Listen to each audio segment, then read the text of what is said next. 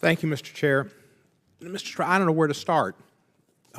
If I could give you a Purple Heart, I would. You deserve one. This has been an attack on you in a way to attack Mr. Mueller and the investigation that is to get at Russia collusion involved in our election, which is what this committee should be looking at.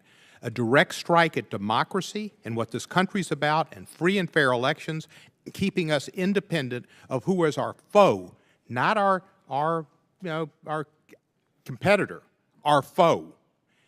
I just returned from the OSCE in Berlin, and there is little question among our allies and people and diplomats throughout Europe that Russia is an antagonistic country that is trying to wreak havoc in the Baltics, in the Balkans as well. They tried to use assassination to try to influence the elections in Montenegro.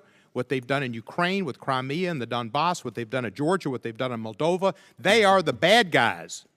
And you've dedicated most of your life to working in counterintelligence. And one of your big cases, I think, was Donald Heathfield and Tracy Ann Foley. Is that correct? Yes, sir. And that was, how many Russian folks did you expose and bring to justice? Well, that was a long, large investigation that a tremendous number of extraordinary people worked on. There were ultimately, I believe, 10, roughly, Russian illegals that were here, but I started out in the early days and was honored to start out, and again, that ran a decade. And how many Russians were deported for that? Sir, if memory serves, 10 or 11, but I'm not certain on that number. Pretty good case that you worked on, a good job. Case.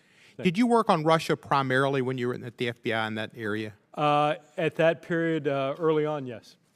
Are there some things you can tell us about the Russians that maybe we should know before the President meets with Mr. Putin, his very good friend, and a man he cannot say anything bad about? Well, sir, I can speak to my experience as a national security professional in the FBI. The Russians are a top-rate adversary in terms of their foreign intelligence service, in terms of how competently they are able to use their intelligence service to achieve their foreign policy and national security goals.